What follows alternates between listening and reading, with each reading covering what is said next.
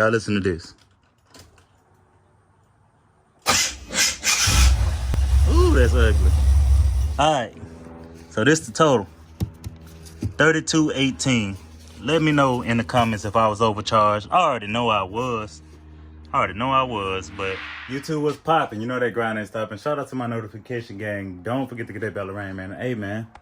Don't forget to like that video. Have to get back to my roots, you know what I'm saying? All right, we got the box Chevy back finally, man. Finally, we got it back. You see, I got the car reviews by KJ merch on, but you see, I got the hole in it right here. That's that Kanye. That's that Kanye style, you know what I'm saying? New edition. So we got the box back. You see, I'm already getting to work. I got it back. I kept the beauty rings on. I took off the center caps so they won't get stolen, but they in the trunk. I'll put those on later. But anyways, I'm about to pop the wheel off because now we got issues with the starter. The starter is either needs to be shimmed or it needs to be adjusted or something like that. But right now, every time I start it, it's making a whining sound. I crank it up so you can hear what it sounds like. And then I also let you hear, I think I got a rod knock, man. I might have a rod knock. So I'm trying to dig into my car because, I don't know, ain't nobody going to fix it as good as me. I took it to a couple of shops, man, and they didn't do the right thing. Or I had, like, mobile mechanics come over there. I ended up fixing it a little bit better just by taking my time. You know, it might take me a little bit longer to get it done, but I can get it done. So I got it jacked up. This was one of the best investments I made, is getting this impact gun. That's what it's called. So I got the impact gun right there. But y'all know, I picked it up from the transmission shop. So I'm going to get under here and let y'all see the transmission a little bit. We're going to transport down there. You can see the drip pan and everything down here. It's clean. It look real good. You can see that new bolt right there, so you know it's been put in recently. The transmission no longer black. It's silver now. But yeah, let's get it. Oh yeah, I got to get under here. That's why I got it jacked up so I can get to the starter because the car kind of too low to get to the starter. So I'm about to go ahead, take this tire off so I can get to the starter and then see like what the gap looking like, because it wasn't doing that at first. Some of the bolts could have came loose. That's probably why it's doing that. It came loose from shaking and rattling, and then it backed out a little bit. Now it's not up against the flywheel so it can start. So I'm gonna take this tire off and then we're gonna see what we got. I got it, 19 millimeter. This is the one that came with the impact gun. So hey, if you need an impact gun, I'll put this in the description. I got this off Amazon, so if you want to pick you one of these up, this helped out major.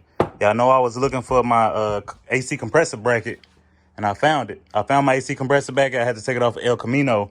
But with that impact gun, I was able to take it off, like, super quick. It helped out a lot. So get you one of those, like, when you're working on old cars, you know, it got a lot of rust and stuff like that might be on it, and it's been on there for, you know what I'm saying, 30-some years. So get you one of these. It'll shake all that dust loose and all that dirt and get you out of there quick.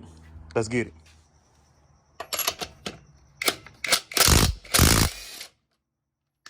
You know what I'm saying? Quick. Get you out of there. That thing loud. I'm going to shut y'all back on.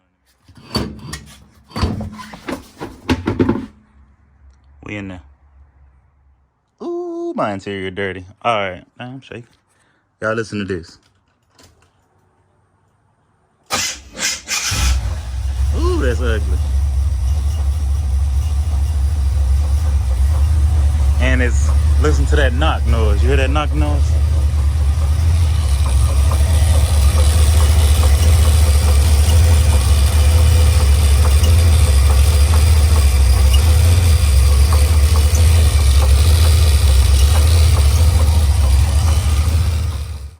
All right, I'm trying to make sure I don't have a lifter tick or anything like that. So what I did, I just put cardboard running along here to make sure like all my lifters and everything adjusted and sound good. I don't hear nothing coming. Where I think that noise coming from, I think it's coming from my starter. I think it's coming from the starter. The gears on the starter going against the flywheel, like it's hitting every now and then, because it's not, the tick or the knock is not like consistent. So I think it's the starter gears and the flywheel hitting at a certain point. I think the starter, the little gear that come out and start the car, I don't think it's either coming all the way out and going all the way back in like it's supposed to. It might be stuck. So I think that's what's going on. I'm gonna try to get the starter replaced, if anything. Let's see what we got though. All right, y'all. So I got to both sides. Tighten down both on. My oil is super black. It's because it was running hot when I was trying to get my transmission to kick back over, but it never did kick back over. That's why I ended up getting it rebuilt. But while I'm trying to figure this out, I also tighten up the starter bolts. I loosen them up and then retighten them back down. It's starting quicker now. It's starting quicker, but it's still making that screeching sound, and I don't like that. I don't like my car sounding raggedy. But let's go over this price of this transmission real quick. Get you one of these. All right. So this the total. $32.18. Let me know in the comments if I was overcharged. I already know I was. But this all the new parts. You can screenshot it if you want to. This all the new stuff that they added on. Look how much the labor almost as much as the parts. That's why this crap costs so much. They said $1,700 worth of part. I ain't gonna cap. I drove it yesterday, even though it's making that weird noise or whatever. That transmission was shifting smooth. I think it was worth a little bit of money that I had to, I say a little bit, but it ain't a little bit. The lot bit of money that I had to put into it, I feel like it was worth it. So I got this side back on. I'm still trying to figure it out. I'm gonna start it up to see if it's making the same noise on the other side. Well, we're gonna get this figured out, man. If y'all had this happen to y'all, go and drop a comment. I was thinking about getting this thing rebuilt anyways. So if I need to do that, I'll go ahead and do it, because I already got a brand new transmission. Might as well have a fully rebuilt transmission. Might as well have a fully rebuilt engine, and then this will be a brand new car. So I'm gonna get this on. I'm gonna try it out. I put this starter on myself, and it wasn't having this issue before. So I don't understand how it came loose, I guess. I don't know. I don't understand how it came loose now. That's making that noise. So I'm not gonna put this next one on. I'll go ahead and take it to the shop and get it done. But oh yeah, the transmission came with a 3-year warranty. This the warranty on it and everything. So they said come back after 500 miles. They're gonna check out the transmission. Yeah, we got to get this figured out, y'all. Help me out, man. Help me out. See, I'm still holding fuel pressure. Everything seems to be working good. Alternator good. They told me to get a fan stroud, so that's next on the shopping list. Got to get me a fan shroud. When I took the belt off with the AC compressor, I took a picture of it so that way I know what size belt I need, so I don't have to guess on it. You know what I'm saying? So that's coming up. Let's see what we got next, man. We trying to get this thing right. All right, y'all. So we got everything buttoned back up over here. Oh, don't worry about this. I'm working on that. But yeah, we got everything buttoned up over here. I rerouted some of my spark plug wires and made them look a little better and everything. And then we got the valve covers back on. They all tight, smooth. I haven't started it back up since I adjusted that side. But since I already had my tire off, I got some new coilovers. You see them in there, they red. I put them in there. I took out the knuckle. Y'all don't know what a knuckle is? One second. This is what I call a knuckle right here. You pretty much put this in the spring. This is if you got factory springs. You put them in, you turn it to the right with a 1/2-inch drive like this right here. Put it in there, turn it, it'll lock in. And you got to do it when the car lifted though, when the spring's not compressed. Put it in the spring at its lowest point like that, turn it up, and then that's how it stay.